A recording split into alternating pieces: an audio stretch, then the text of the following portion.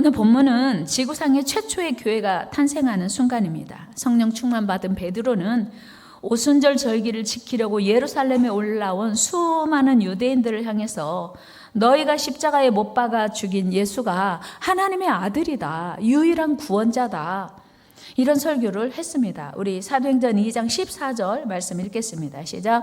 베드로가 11 사도와 함께 서서 소리를 높여 이르되 유대인들과 예루살렘에 사는 모든 사람들아, 이 일을 너희로 알게 할 것이니 내 말에 귀를 기울이라.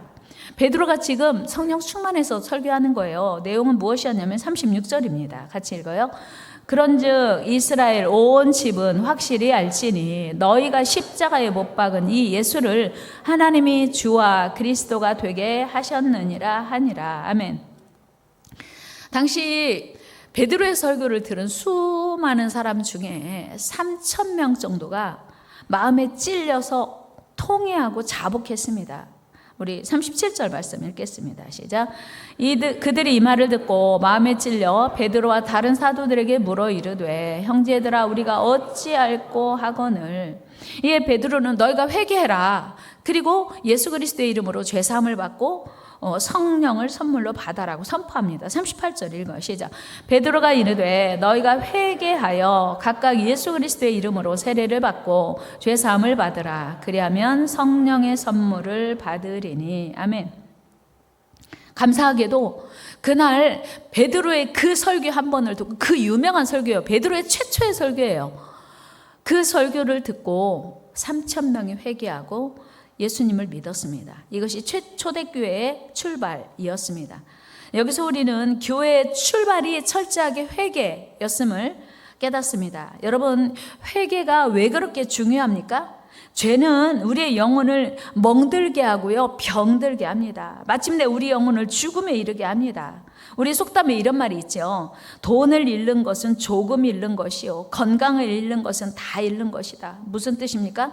우리 인간에게 돈이 매우 중요해요. 그래서 돈이 생명보다 더 귀하다고 여기기도 합니다, 때로. 그러나 여러분, 돈이 중요합니까? 생명이 중요합니까? 당연히 생명이 중요하죠. 그런데 건강하지 못하면요, 몸이 병들면요, 서서히 죽어가요. 생명을 잃게 되는 거예요. 그렇다면 우리만, 사람만 건강이 중요할까? 교회도 건강이 중요합니다. 교회가 건강하지 않으면, 즉 교회가 병들면 죽어가다가 죽을 수도 있기 때문이에요. 여러분, 하나님은 건강한 교회를 원하시고요, 병든 교회를 결코 원하시지 않습니다. 우리가 건강한 교회를 지향해야 하는 이유가 무엇입니까? 당연히 하나님이 건강한 교회를 원하시기 때문이고요, 건강한 교회가 살아있는 교회고 생명력 있는 교회예요. 여러분, 교회라고 하니까 건물 생각하실 수도 있는데, 오늘날 교회는 예수 그리스도의 이름으로 구원받은 성도 한 분 한 분이 교회고요, 여러분 한 분 한 분이 교회고, 구원받은 무리, 공동체가 교회예요. 우리가 교회예요. 다 같이 우리가 교회입니다. 건물이 교회가 아니고요, 우리가 교회예요. 구원받은 우리가 교회예요. 그런데 교회가 병들면, 건강하지 않으면 점점 죽어가다가 마침내 죽게 되는 거예요. 건강하지 않으면 생명을 잃을 수도 있음을 우리는 기억해야 합니다. 유럽 교회들을 보면 그 유명하고 큰 교회들이 오늘날 명맥을 이어가든지, 아주 교회에 모여서 예배하는 성도들이 머리가 하얀 극노인들, 아주 소수, 아니면 관광객들에 의해서 관광 수입으로 교회 유지와 보수를 하는 교회들이 많다는 거예요. 그러니까 건물은 있지만 사실은 죽은 교회나 다름없는 교회들이 수없이 많다는 것입니다. 그런 의미에서 교회 건강이 얼마나 중요한지, 건강한 교회를 이루는 것이 얼마나 필요한지를 다시 한번 깨닫게 됩니다. 성경에 기록된 소아시아 7교회들 역시 오늘날 다 무너졌어요. 여러분, 요한계시록에 보면 7교회가 나와요. 그런데 그 교회들이 오늘날 있을까요? 그 교회의 흔적만 남아있어요. 그 교회의 터만 남아있습니다. 다 죽었다는 얘기죠. 그렇습니다. 그때 당시에 요한계시록에 기록된 소아시아 7교회가 물론 칭찬만 받은 교회도 있지만 책망받았고 회개하고 돌이키라고 했어요. 그런데 그 뒤로 어떻게 됐는지 성경에 기록은 없지만 오늘날 그 교회들이 다 죽어 없어졌다는 거예요. 여러분, 교회가 병들면 병든 채로 유지되는 게 아니고 마침내 죽음에 이르게 된다는 거예요. 여러분, 오늘 우리 교회가 건강한 교회가 되는 것은 이처럼 대단히 중요한 문제입니다. 100년 후에 이 자리에 살아계셔서 예배하실 분이 과연 얼마나 될까요? 제가 예언을 좀 하거든요. 100년 후에 이 자리에 계실 분이 아마도 안 계실 것 같은데요. 100년 후에. 그렇다면 100년 후에 이 교회를 누가 지킬까? 지우가? 그럴 수도 있겠어요. 지금 14살이야? 15살? 100년 후에 여러분, 중요한 것은요, 100년 후에 우리는 다 죽고 없어요. 이 땅에 없어요. 그렇다면 우리 교회를 누가 지킬 것인가? 우리의 다음 세대가 지킬 것이고, 다음 세대 중에 건강한 다음 세대가 지킬 것이에요. 그래서 교회 건강은 대단히 중요합니다. 교회가 병들면, 성도들이 병들면 점차로 무너지고요, 죽어갑니다. 이것을 우리는 기억해야 돼요. 마태복음 11장 17절에 보면 예수님이 이렇게 말씀하셨어요. 우리 같이 한번 읽어요. 시작. 이르되 우리가 너희를 향하여 피리를 불어도 너희가 춤추지 않고 우리가 슬피 울어도 너희가 가슴을 치지 아니하였다 함과 같도다. 아멘. 예수님이 하신 말씀이에요. 피리를 불면 사람들이 즐거워서 춤을 춰야 되는데 춤을 추지 않는 거예요. 반응하지 않는 거예요. 우리 해피데이 합시다. 반응하지 않는 건 어떤 증상일까요? 해피데이 영혼 구원하는 거 하나님의 소원이에요. 그런데 반응하지 않는다면 나 지금 병들었어? 점검해 봐야 돼요. 기도합시다. 기도하지 않는 건요, 나 지금 병들었는지 점검해 봐야 돼요. 하나님의 말씀이 선포되는데 반응하지 않는 것은, 여러분, 나병 환자가요, 유리 조각에 찔려서 피가 흐르고 있는데 통증을 느낄 수 있다 없다? 없어요. 병든 거죠. 무뎌진 거죠. 심각한 거죠. 우리가 하나님의 말씀에 반응하지 않는다? 어떤 말씀을 전해도 전혀 반응하지 않으면 내 신앙은 이미 병든 거예요. 그런데 오늘 우리가 읽은 사도행전 2장의 말씀을 들은 수많은 유대인들은 아직 예수님을 안 믿었어요. 베드로의 첫 번째 설교를 듣고 우리가 어떻게 하여야 할꼬, 어찌할꼬 회개했어요. 그랬더니 너희가 회개하여 각각 예수 그리스도의 이름으로 회개하고 죄사함을 얻으라. 그리하면 성령을 선물로 받으리니. 그래서 아멘, 그렇게 하겠습니다. 철저하게 자복하고 회개했어요. 그래서 하나님의 교회가 출발이 된 것입니다. 건강한 교회란 이처럼 하나님 말씀 앞에 즉시 반응하는 교회입니다. 그러므로 오늘 본문의 초대교회 성도들처럼 베드로 사도의 말씀 앞에 어찌할꼬 회개하고 즉시 반응한 것처럼 건강한 교회, 건강한 성도란 이제 말씀 앞에 반응하는 거예요. 움직이는 거예요. 무슨 말씀이 선포되어도 전혀 움직이지 않는 건 병든 겁니다. 내가 영적 상태가 어떤 상태인지를 점검하는 거 대단히 필요하고 중요해요. 예수님이 요단강에서 세례를 받으시고 40일 금식하신 후에 공생이 시작하면서 첫 번째 하신 말씀이 뭐냐면 마태복음 4장 같이 말씀 읽어볼까요? 17절인데요. 시작. 이때부터 예수께서 비로소 전파하여 이르시되 회개하라 천국이 가까이 왔느니라 하시더라. 예수님이 첫 번째 말씀, 일성이 회개하라 했어요. 그런데 세례요한도 물론 회개하라 천국이 가까웠다 했지만 예수님도 첫 번째 말씀이 회개하라 천국이 가까웠다 했습니다. 회개가 하나님 앞에 나아가는 지름길이에요. 회개하지 않으면 하나님 앞에 나아갈 수도 없고 하나님을 믿을 수도 없고 하나님의 거룩을 닮을 수도 없습니다.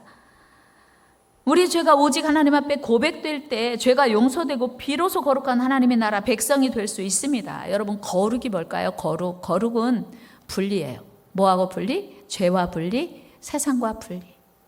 여러분은 지금 죄와 하나 된 채 있습니까? 죄와 분리되어 있습니까?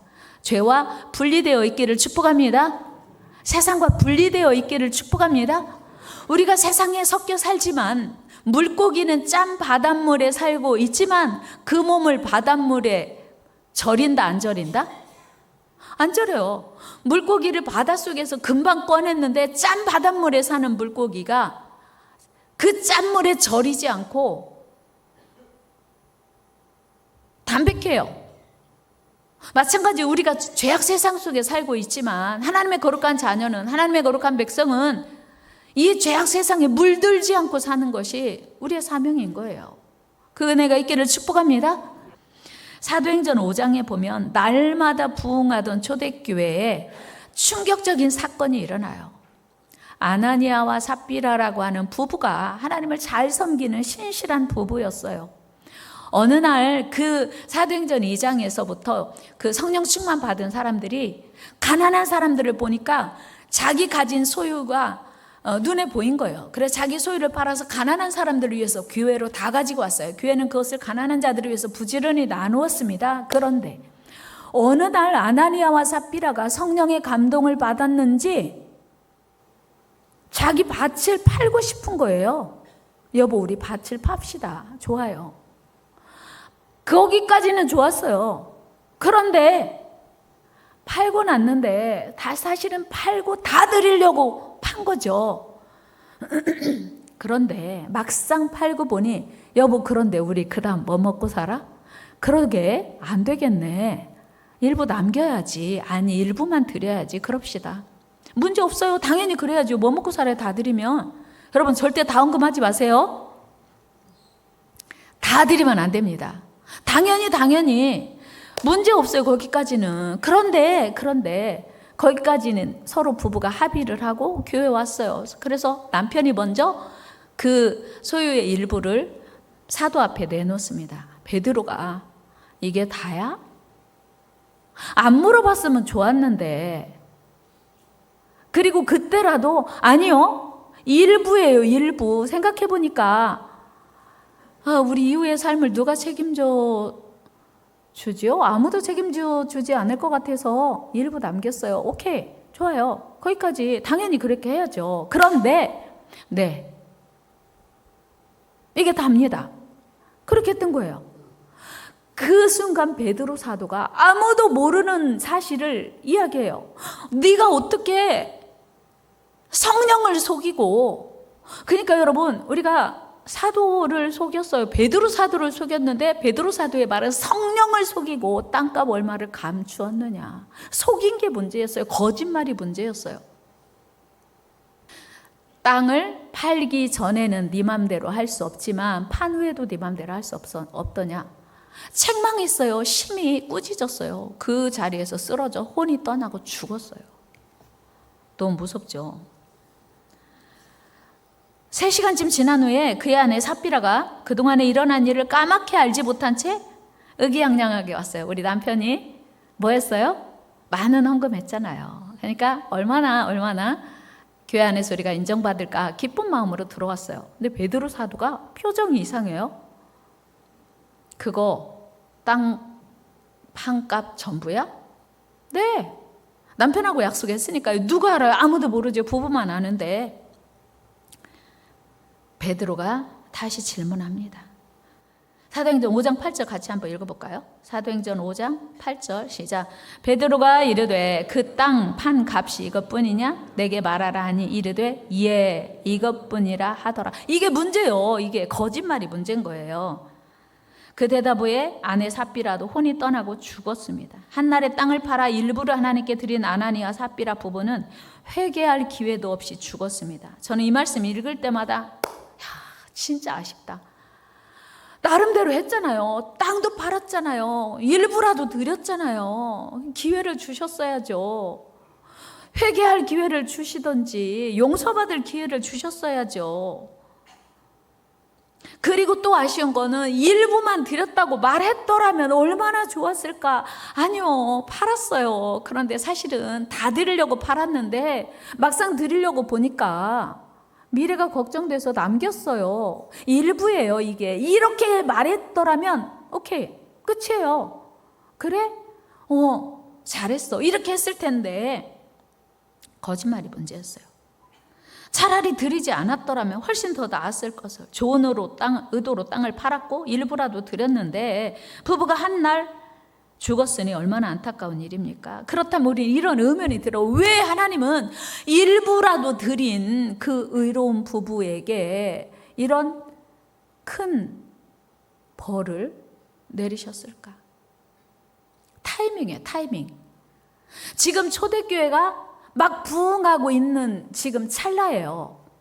그런데 만약에 이게 묵과가 되면 초대교회 안에 거짓말이, 성령을 속이는 일이 일파만파 벌어질 수 있고 자연스러워질 수 있는 거예요. 그러니까 처음부터, 초장부터 아예 거짓말은 용납 안 돼요. 성령을 속이는 건 있을 수 없는 일이에요.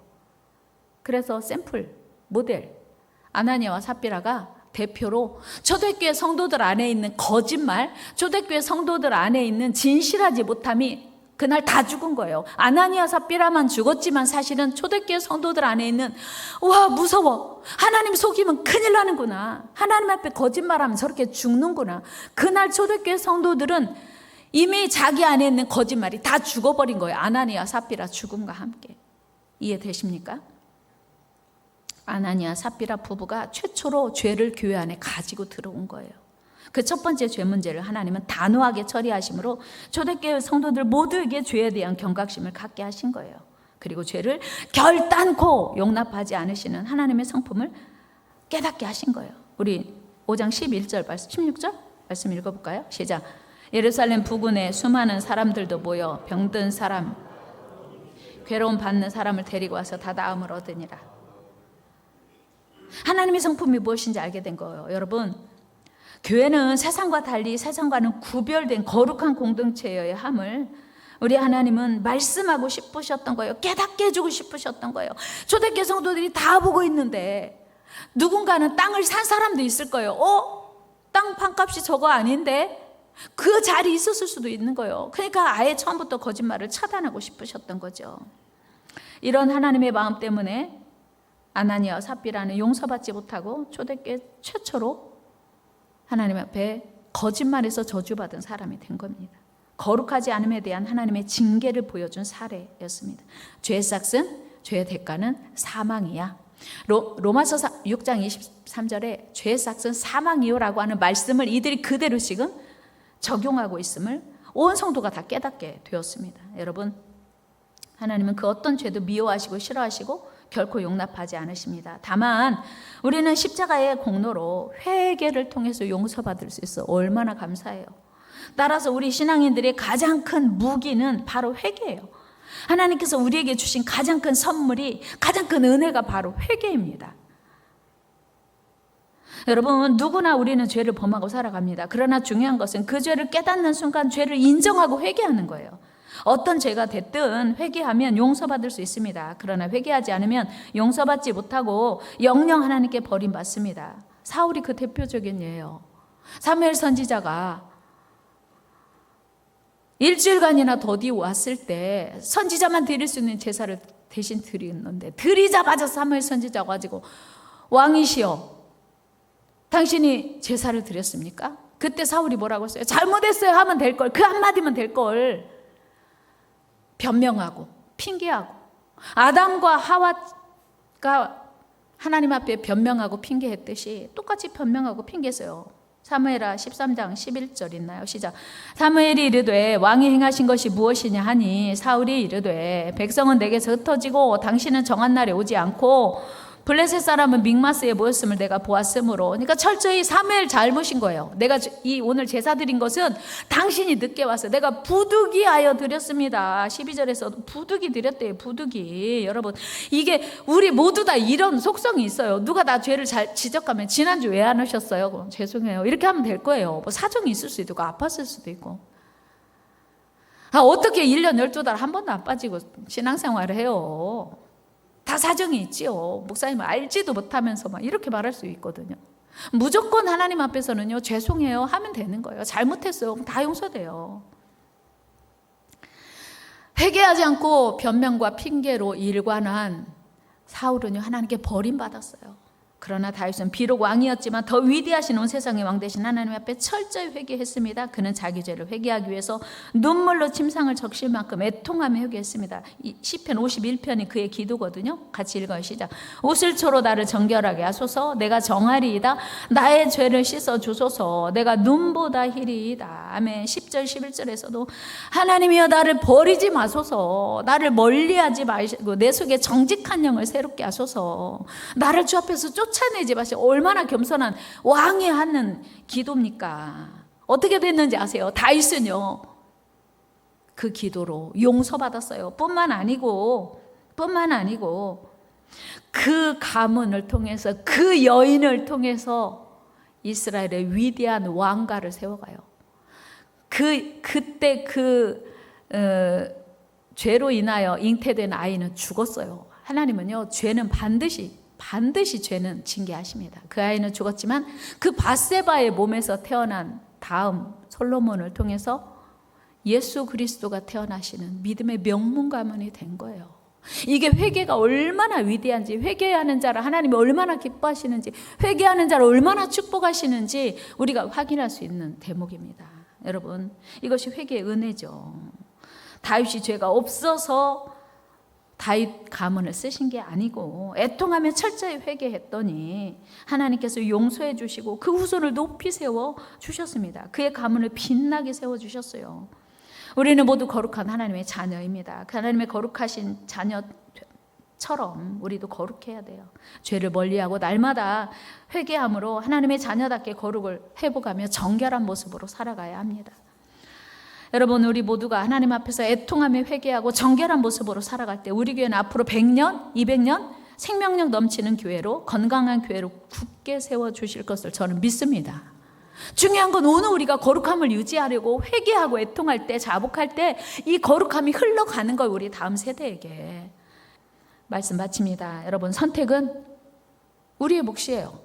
여러분이 건강한 성도가 될 것인지, 건강한 교회가 될 것인지, 건강한 가문이 될 것인지 여러분이 선택하는 거예요. 우리 모두 회개를 선택하여 하나님 앞에 정결한 모습으로, 거룩한 모습으로 세워질 수 있다면 하나님 우리를 쓰시고 축복하실 걸 믿습니다. 다른 사람이야 회개하든 말든 나부터 회개합시다. 같이 해요. 나부터 회개합시다. 목사님, 저 사람은 더 큰 죄 졌어요. 나는 돈 10만 원밖에 안 떼어먹었는데 저 사람 100만 원 떼어먹고 안 갚아요. 저 사람 회개하지 않는데 내가 회개해야 되나요? 상관없어요. 저 사람은 더 큰 죄를 졌든 말든 내가 하나님 앞에 거룩하면 그뿐인 거예요. 여러분, 정결한 모습 회복합시다. 방심하지 말고 죄로 여기지 않는, 여러분 길선주 장로님이 회개했을 때 이어서 회개한 성도들의 모습 보세요. 다른 사람을 미워하고 속으로 저주한 걸 그렇게 자복하고 회개하고 눈물로 회개할 그런 큰 죄인가요? 지금 생각하면 부모에게 효도하지 않은 게 그렇게 회개할, 자복하고 눈물로 통곡할 큰 죄예요? 음란한 마음을 품은 게 그렇게 큰 죄예요. 회개하고 오늘날에는 뭐 충분히 그럴 수 있지. 내가 행동으로 옮긴 것도 아닌데, 그렇잖아요? 근데 얼마나 하나님 말씀에서 벗어난 것이 죄인지를 알고 회개하는 것이 은혜인 줄로 믿습니다. 죄가 뭐냐면 관역에서 벗어난 것이 죄래요. 화살이 궁사의 손에서 출발하면요, 정확히 관역을 관통해야 맞아요. 그런데 관역에서 벗어난 게 죄래요. 우리 하나님 말씀으로 적용하면 하나님의 말씀에서 벗어난 건 다 죄인 거예요. 오늘날 너무 세상이 타락해서 죄를 죄로 여기지 않는 세상에 우리가 살고 있습니다. 그래도 우리는 하나님 말씀이 기준이 되어야 할 줄로 믿습니다. 건강한 교회는 저절로 세워지지 않습니다. 건강한 성도, 건강한 가문, 거룩한 가문도 저절로 세워지지 않습니다. 거룩한 공동체 저절로 세워지지 않습니다. 우리 모두 작은 죄라도 철저하게 하나님 앞에 회개하고 자복하여 하나님의 용서와 긍휼을 입고 성령 충만한 생명력 넘치는 교회 공동체 세워가는 저와 여러분 되기를 주의 이름으로 축원합니다.